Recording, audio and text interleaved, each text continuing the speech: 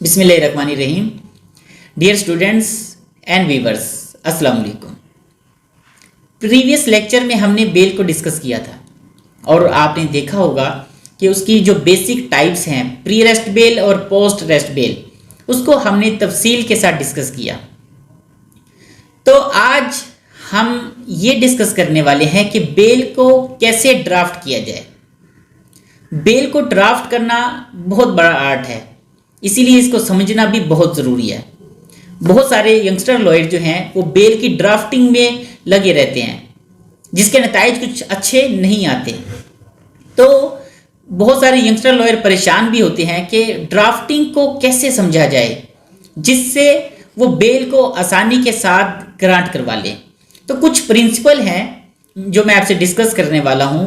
आप इंशाल्लाह इसको अपना के इस काबिल हो जाएंगे कि ड्राफ्टिंग आपके लिए बहुत आसान हो जाएगी। तो हर चीज़ के कुछ ना कुछ असूल होते हैं जिनको अपना कर ही आप आगे बढ़ते हैं। तो वो बेसिक प्रिंसिपल्स हैं जो मैं आपसे डिस्कस करने वाला हूं।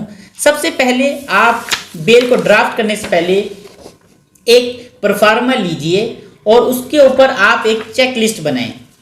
चेक लिस्ट में आप सबसे पहले ये देखें कि आपने जो बेल दायर करनी है, तो दूसरी तरफ 4 लोग होते हैं एज यू नो। वो 4 लोग कौन से होते हैं? आपने देखा होगा कि दूसरी साइड पर कंप्लेनेंट कौंसल भी होते हैं और सरकारी वकील साहब भी वहाँ पर मौजूद होते हैं। तीसरे नंबर पे पुलिस वाला भी रिकॉर्ड को हाथ में लिए खड़े होता है और वो भी 2 से 4 बातें नेगेटिव कर जाता है। और चौथे नंबर पे जो जज साहब जो मुट्ठी बंद करके बैठे होते हैं कि आपको रिलीफ नहीं देना। तो आपका मैच उन 4 लोगों के साथ होता है जो कभी कभी टफ भी हो जाता है। तो बेहतर है कि आप पहले से ही केस को मुकम्मल तौर पर प्रिपेयर करके आप कोर्ट में आइए। तो केस को प्रिपेयर कैसे किया जाता है वो आज मैं आपको डिस्कस करने वाला हूँ। तो सबसे पहले आप एक परफार्मा लीजिए। परफार्मा पे आप सिंपल चेक लिस्ट बनाएं। सबसे पहले कि आप ये देखें कि बेल को आपने कैसे डील करना है। इसके लिए ज़रूरी है कि to do justice with the brief, यानी कि जब भी आप बेल को दायर करने वाले होते हैं या मूव करने वाले होते हैं, पहले आप ये जान लें कि आया आप बेल को मूव करने के लिए तैयार हैं, और अगर कोई कमी या कोताही है तो सबसे बेहतर तरीका यह है कि आप अपने सीनियर से गाइडलाइन ज़रूर लें। कभी भी आप खुद से बेल को मूव ना करें, आप अपने सीनियर से रहनुमाई ज़रूर लें। वो आपको हर प्लेटफॉर्म पे गाइड ज़रूर करते हैं। उसके बाद जो दूसरी सबसे बड़ी बात है, आप शेड्यूल को सामने ज़रूर रखें।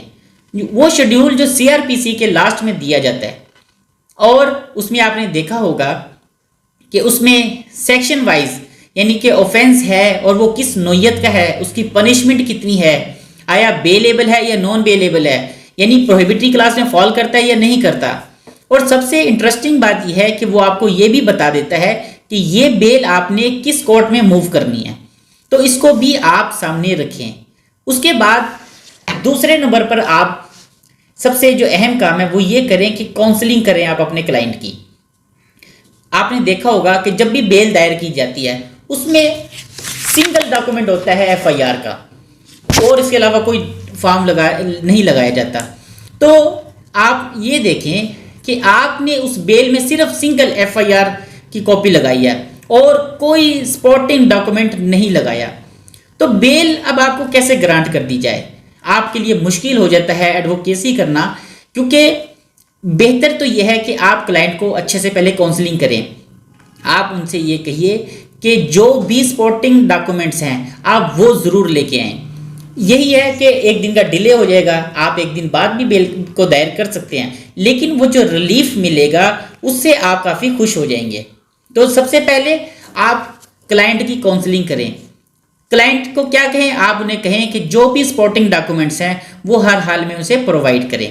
और जब आप अपने डॉक्यूमेंट्स को कंप्लीट कर लेते हैं, उसके बाद जो सबसे अहम डॉक्यूमेंट है वो है FIR। उसको आप अच्छे से पढ़ें, इतना पढ़ें कि आपको समझ में आ जाए कि वो ऑफेंस क्या लगाया गया है, क्योंकि FIR को पढ़ना is the first exercise which a lawyer must undertake. तो एफआईआर को आप अच्छे से पोस्टमार्टम कर लिया करें, अच्छे से पढ़ें, ऑफेंस को बार बार पढ़ें कि आया ये बेलेबल है या नॉन बेलेबल है। उसके बाद आप उसकी पनिशमेंट देखें। और जब आप ये तमाम काम कर लें, उसके बाद ज़रूरी है कि आप केस लॉ को फाइंड आउट कीजिए। जब आप साइटेशनें फाइंड आउट करते हैं तो यूँ समझ लीजिए 90% केस आप उसी वक्त सॉल्व कर लेते हैं।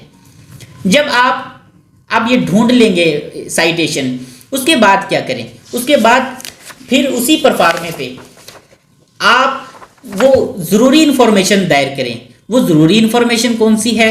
वो सबसे पहले कि एफआईआर नंबर क्या है, पुलिस स्टेशन का नाम क्या है, थाना कौन सा है, या date and time of occurrence क्या है, date and time of reporting क्या है, डिले कितना है, उसके बाद डिस्टेंस कितना था पुलिस स्टेशन का। तो ये तमाम बातें आप उस परफार्मे में ज़रूर मेंशन करें। जब आप ये तमाम बातें सामने रख लेते हैं, उसके बाद अब आप काम शुरू करें ड्राफ्टिंग का। अब जब आप ड्राफ्टिंग करने बैठेंगे तो ड्राफ्टिंग करना आपको एक खेल लगेगा, क्योंकि आप अब केस को मुकम्मल तौर पर समझ चुके होते हैं कि आखिर केस क्या है और ये किस नौइयत का केस है। तो ड्राफ्टिंग करने के भी कुछ असूल हैं। सबसे पहले आप देखें कि कोर्ट का नाम लिखा जाता है, कि जैसे आपने प्री रेस्ट बिल दायर करनी है तो सबसे पहले लिखा जाएगा कि बाअदालत जनाब सेशन कोर्ट बिहाड़ी या जो भी मुतलका आपका सिटी हो। उसके बाद आप जगह को छोड़ देते हैं थोड़ी सी, वहाँ पे टिकट लगाई जाती है।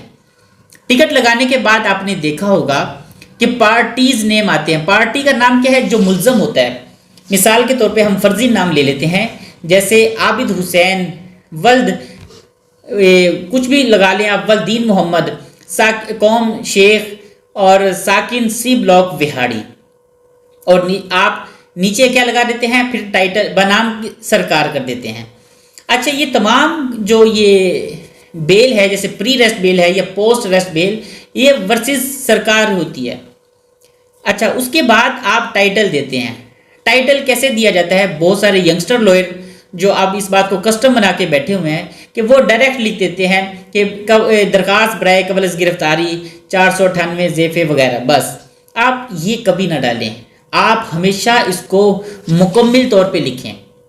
कैसे लिखें? मिसाल के तौर पे दरखास्त कबल गिरफ्तारी 498, ज़ाब्ता फौजदारी, जुर्म फलां फलां, मोरखा फलां फलां, थाना फलां फलां। उसके बाद आप उसको क्लोज कीजिए। उसके बाद वो जो बेसिक ग्राउंड्स जो आपने सेट करके रखे हैं, जिन ग्राउंड्स की बिहाफ पे आपको बेल चाहिए, आप उसका जिक्र कीजिए। ग्राउंड्स ज़्यादा से ज़्यादा 3 या 5 ही होते हैं जिनकी बिहाफ पे आप बेल क्लेम कर रहे होते हैं। तो आप ये देखें कि जैसे ही आप ग्राउंड्स ड्राफ्ट कर देते हैं तो वो जज साहब हमेशा एक रात पहले उसको पढ़ते हैं और ग्राउंड्स देख के वो पता लगा लेते हैं कि आया इसको बेल ग्रांट करनी है या नहीं, क्योंकि वो अपना दिमाग मोस्टली जो है वो बना लेते हैं कि इस केस के साथ क्या करने वाले हैं। तो बेहतर यह है कि आप ग्राउंड्स को अच्छे से ज़रूर मेंशन करें। ग्राउंड्स ही वो बेसिक चीज़ है जो आपको बेल ग्रांट करने में एक अहम रोल प्ले करते हैं। उसके बाद जब आप प्रेयर में आते हैं, अभी मैं आपको तमाम डॉक्यूमेंट्स भी डिस्क्रिप्शन में दिखाने वाला हूँ, ताकि आप उन डॉक्यूमेंट्स को देख के ये जज कर लें कि कौन से डॉक्यूमेंट्स बेल को ड्राफ्ट करने के साथ लगाए जाते हैं।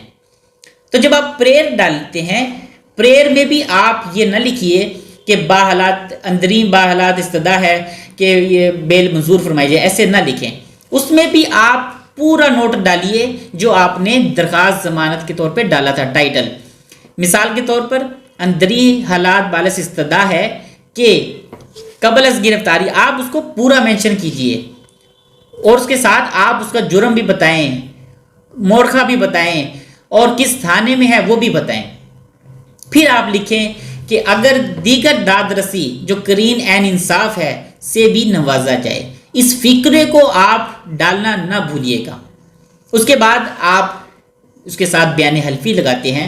अच्छा, अब मैं आपको एक फॉर्मेट दिखाने वाला हूँ इसका बेल का, कि बेल को कैसे लिखा जाता है और क्या तरतीब रखी जाती है। एक काम और आपने करना है, वो ये है कि कभी भी आपने लिखी लिखाई जो बेल है, जो अक्सर कंप्यूटर शॉप से मिल जाती है या टाइपिस्ट पहले से टेम्पलेटेड फॉर्मेट में लिख के बैठे होते हैं, आप वो कभी ना लगाएं। बेहतर तो ये है कि आप अपने हाथ से लिखें, और अगर आप अपने हाथ से नहीं लिखना चाहते तो टाइपिस्ट जो होगा कंप्यूटर वाला, आप उसको खुद लिखवाइए, क्योंकि वो ग्राउंड्स तो नहीं मेंशन करेगा जो आपने बताने हैं। केस को तो आपने स्टडी किया होता है, तो आप उसको ग्राउंड्स खुद लिखवाएं, क्योंकि इन्हीं ग्राउंड्स के बिहाफ पे आपको बेल मिलने वाली है। उसके बाद जब आप एक अच्छी बेल को ड्राफ्ट कर लेते हैं, उसके साथ दूसरा सवाल ये पैदा होता है कि अब इस बेल को मूव कैसे किया जाए, दायर कैसे किया जाए, और किन डॉक्यूमेंट्स का ख्याल रखा जाता है, और डॉक्यूमेंट्स की तरतीब क्या होगी, ये अक्सर यंगस्टर लॉयर का मसला रहता है। तो आज ये भी मैं आपको बता देना चाहता हूँ कि जैसे आप बेल ड्राफ्ट कर लेते हैं तो उन तमाम डॉक्यूमेंट्स की तरतीब क्या होती है वो मैं आपसे आज ज़रूर शेयर करूँगा, ताकि यंगस्टर लॉयर जो हैं वो इस काबिल हो जाएंगे कि बेल को ड्राफ्ट कैसे करना है और उन तमाम डॉक्यूमेंट्स की तरतीब के साथ डायरी कैसे किया जाएगा। और ये डायरी हमेशा इंग्लिश डायरी ब्रांच में की जाती है, वो फिर मुतलका कोर्ट में दे देती है। तो ये आज मैं आपको बताऊंगा कि वो कौन से डॉक्यूमेंट्स हैं जो बेल के साथ लगाए जाते हैं। जी, तो अब हम बात करते हैं कि फ़ाइल बनाते वक्त डॉक्यूमेंट्स की तरतीब का कैसे ख्याल रखा जाए। तो डियर व्यूवर्स, मैंने आपकी सहूलत के लिए तमाम डॉक्यूमेंट्स पे बुलेट्स नंबर लगा दिए हैं ताकि आप आसानी के साथ समझ सकें। तो अब बात करते हैं सबसे पहले डॉक्यूमेंट पे। हम जो फाइल में डॉक्यूमेंट्स लगाते हैं वो है इंडेक्स कागजात। इस पेज पे हम उन तमाम डॉक्यूमेंट्स का जिक्र करते हैं जो हम लफ करने वाले होते हैं। तो दूसरे नंबर पे है सर्टिफिकेट ऑन द बेल। इस फॉर्म पे हम ये मेंशन करते हैं कि आया बेल जो दायर की जा रही है वो फर्स्ट बार है या सेकंड बार है, क्योंकि कोर्ट को इस बात का नहीं पता होता कि ये बेल जो है पहले दायर की जा चुकी है या करनी है। तो इसलिए हमें बताना होता है इस फॉर्म पे कि ये जो बेल दायर की जा रही है हमारी तरफ से वो फर्स्ट बार है या सेकंड बार। और इसी तरह अगर हम पेज 3 की बात करें जो केस इन्फॉर्मेशन शीट है, उस डॉक्यूमेंट पे बताया जाता है कि क्या फ्रीकैन में से किसी का केस किसी अदालत में ज़ेर तजवीज़ है, और अगर नहीं तो इसी तरह तमाम कॉलम पूरे फिल कर दिए जाते हैं। और 4 पेज पे अगर हम 4 डॉक्यूमेंट की बात करें तो 4th नंबर पे हम लाइसेंस की कॉपी लगाते हैं, और 5वें नंबर पे हम अक्यूज्ड पर्सन की शनाख्ती कार्ड की कॉपी लगाई जाती है। और अगर हम बात करें कि डॉक्यूमेंट नंबर 6, तो इस पर हम बेल एप्लीकेशन लगाते हैं। अगर आप देखें तो सबसे पहले बाद अदालत जनाब सेशन जज साहब विहारी, उसके बाद टिकट है, उसके बाद तरतीब के साथ हमने इसको लगा लिया। ये देखिए पॉइंट 6 पे हमने एक हिस्सा है और उसकी बैक साइड 6.1 में बताई गई है। और इसके फौरी बाद आप 7 नंबर पे बयान हल्फी लगाते हैं। बयान हल्फी के बाद जो 8 नंबर पे डॉक्यूमेंट आता है वो है कॉपी ऑफ FIR। उसके बाद MLC रिपोर्ट लगाई जाती है, और उसके बाद वो होता है आपका पावर ऑफ अटार्नी। और 11 नंबर पे अगर हम बात करें तो वो है कॉपी ऑफ बेल एप्लीकेशन। और इसके बाद तमाम डॉक्यूमेंट्स को आप अच्छे से तरतीब के साथ लगा के, ये जो 12वें नंबर पे जो फाइल आपके सामने दिखाई जा रही है इसके अंदर आप तरतीब के साथ इसे लफ कर देते हैं, और ये फाइल फिर आप इंग्लिश डायरी ब्रांच में दायर कर देते हैं। तो मेरे ख्याल से अब आपको समझ आ चुका होगा। अपना ख्याल रखिएगा, नेक्स्ट वीडियो में हाजिर होंगे। अल्लाह हाफिज़।